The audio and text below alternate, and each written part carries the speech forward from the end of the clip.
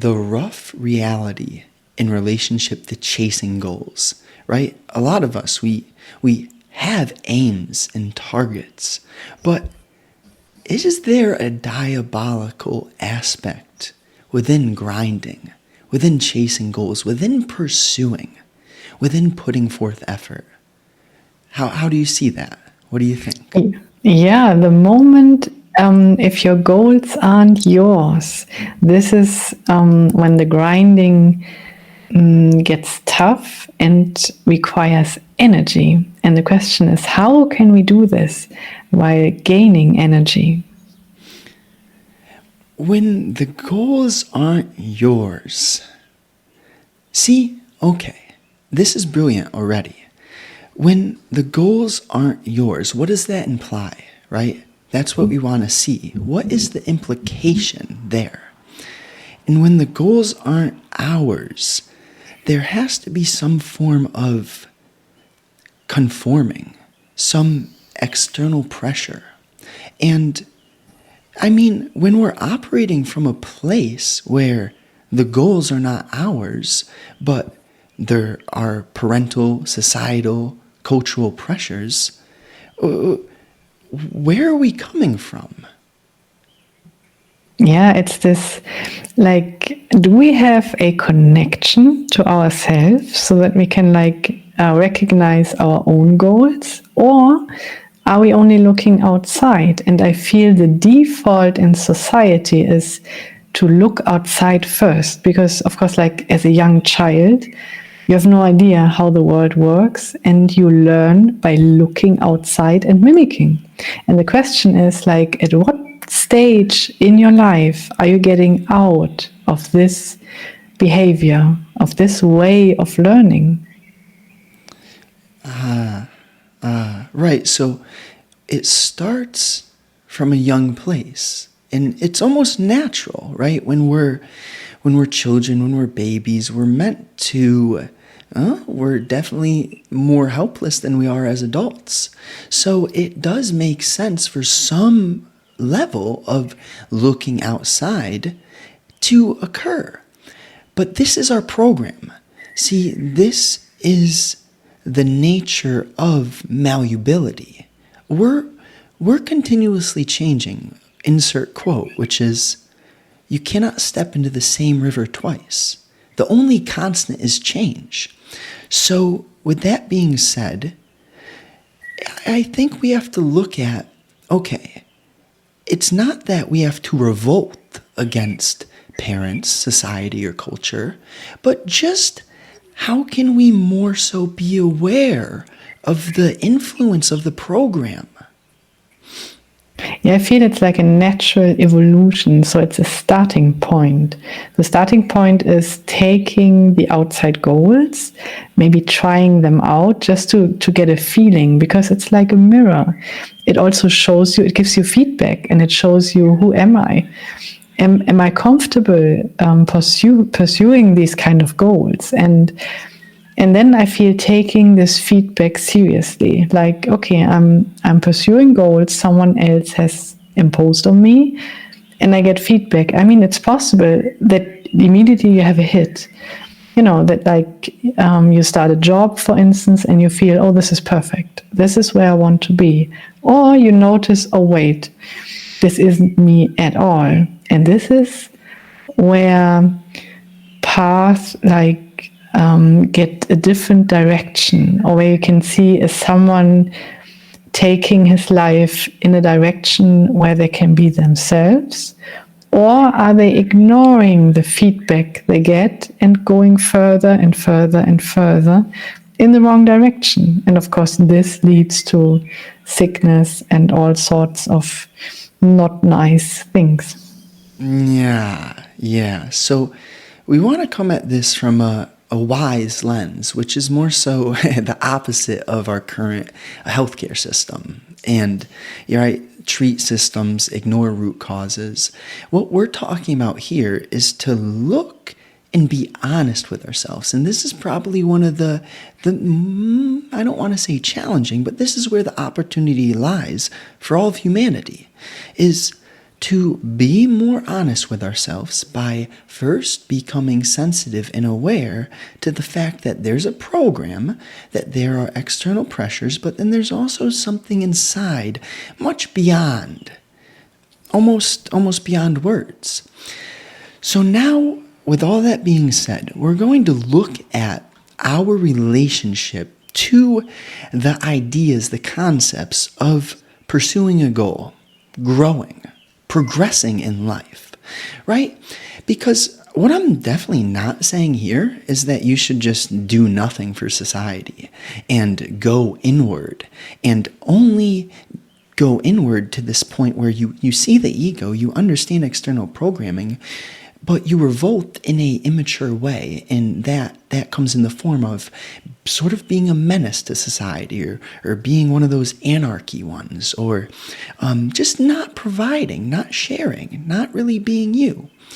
So with all that being said, we're looking at how do we move through this life without using a force which came via the program, right? How do we move through this life without needing to chase or pursue growth or fulfillment while moving through this life? How do you see that? Yeah, I feel it's a balance.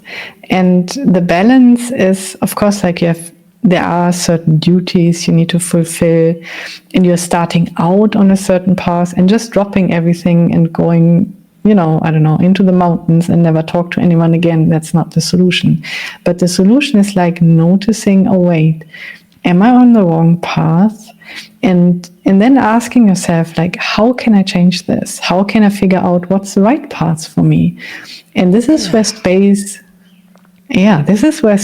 comes in, creating the space for yourself to be able to listen to what your deeper self wants to tell you, because the deeper self already knows what the right path is, but you can only listen if you create a quiet space. And this can, for instance, be, like activities where you flow, being in nature, especially gardening or whatever works, you see. And then you can start to listen to yourself and to observe those little nudges. Also, like, where are you pulled? I know there's like often a pull towards a certain thing, and it can be a loud pull, or it can be a very quiet whisper, like, look, this is something I'd really like to do. And this is where flow happens, and this is the space where the answers are already in. The question, am I going down the wrong path? Or what path am I going down, right? Just to open up your mind to the point where you're willing and curious and honest enough to even ask yourself questions, right? The sad truth is that many people will not even ask themselves questions. Sometimes the program becomes so strong that the whisper is just totally ignored. And then they don't ask questions. And then why do you think people have physical manifestations in the form of disease? I don't know. Dr. Joe Dispenza, he's the one who's made this clear initially for me, right? He planted a seed, and he's planting many seeds, which is the physical and the psychological are so connected. They're so connected. So when we look at this path and where we're going and the willingness to ask questions, you see, in relationship to progressing and growing, we cannot be chasing money, status, and position. But the funny thing is that we can attract those things naturally by coming from a place which is not interested in chasing those things. Hence, what we're doing right here. Listen, the reason that this podcast is here, the reason that we write, is much beyond Justin having Lamborghini. But the fact is that the nature of reality if you come from a place of abundance, which is beyond Justin, me, I, my Lamborghini, that's not what I'm focused on. But the funniest aspect of the game is that you do attract abundance when you come from a place of true abundance. Now, and this is the trick, which is progress is rooted to scarcity. Growth is rooted to scarcity. Why? Well, if you were abundant, why would you be chasing growth or progress? If you were abundant, wouldn't you not need growth and progress? Wouldn't you just be so abundant? So that's the dynamic here. And all that being said, I'm not saying you don't do physical action in daily life, but the question really is, how can I align myself with values and become so aware of the root, the essence, the nature, the flavor, the vibe, the energy behind the value? And if you can see that, what's going to happen? We'll see.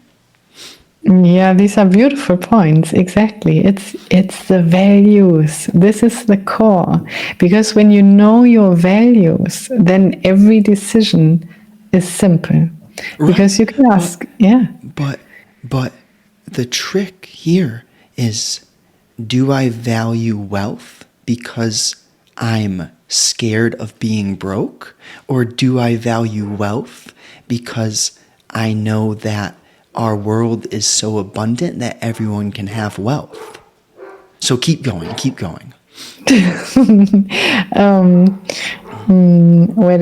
values. It's like every decision that comes your way is easier because you can ask yourself, are they aligned with my values? And this is exactly where everything comes in. I heard you just say, it's if those are like outside imposed goals, if those are hollow goals because they don't fulfill you, because they're not coming from your own values, then you chase them, you spend a huge amount of energy getting them. If you get them, and that may require a lifetime, then you've got them, and then you're like, oh, that's not what I wanted in the first place, because you realize they might not be aligned with your values. And money in itself is hollow. Of course, not having money is a problem. And being in this abundance mindset, like there's enough wealth for everyone, and also you deserve wealth, then it comes naturally to you, and then you don't have to spend tremendous amounts of energy to get it, because it's just coming naturally, because you're flowing. Why are you flowing? Because you're connected to your own values. Yes. So connection, it implies some form of alignment. And really, we go for full circle here, as Myra started with something of the nature where if our goals are coming from the outside, not inside, it's the same thing. Are our values coming from the outside, right? Are they coming from grandpa, culture, religion, pressure? That isn't true alignment with you. See, that's the question. And when you're willing to ask such a question, you'll inevitably get answers, because the answers are within the quality of the question itself. Now, when you get asked a deep question, do not fucking think about the answer. Look at the question itself. Just let it sit with you. Look at the question. So now, everything that we're talking about here is coming to one point. And that one point is that there is something beyond words. There is a river which can absolutely move through all of us. And the only way for us to create the space for that river to actually move is to do all of the subtle details that we're talking about here, to truly go within and ask quality questions, to consider all the dynamic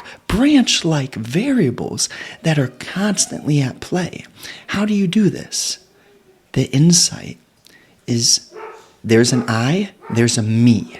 There's a want, there's a desire, there's beliefs, preferences, likes, dislikes, biases, attachments, etc., etc., etc. But the game, where the true life lies, you'll go from merely existing to truly being alive. Your daily life will be something that you could have never imagined before. And it's only through doing the daily moment-to-moment true meditation. Not just sitting down and meditating for 30 minutes a day, but the real meditation is the everyday alignment, which creates the space. And that space allows for the river to flow. When that river flows, you'll catch the devious nature of when friction arises. When my dogs bark, right? That's not one of my favorite preferences. I can see my friction and let it go immediately. Only through seeing it. It's not about letting it go. It's about seeing it. The letting go happens naturally. Appreciate you all. Thank you, Miss Myra. This was unterhaltsam, entertaining.